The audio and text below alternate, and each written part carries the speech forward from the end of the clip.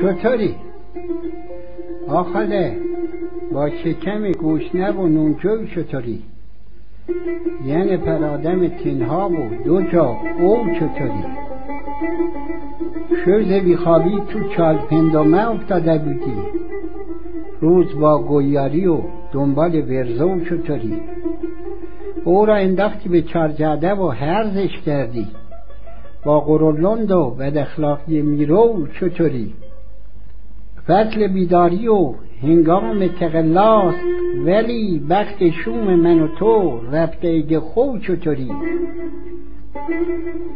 خان خورد شیری انگور و تو وقت انگیرونه، گر نداری دو سه تا شاخی چولمو چطوری؟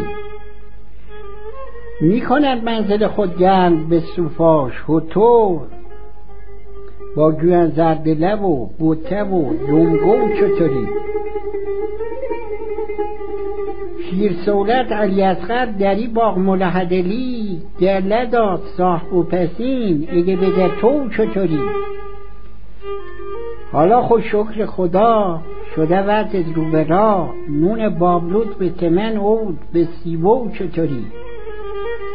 اما فصل دیکشا که رسد گرگ بلا، خود تو از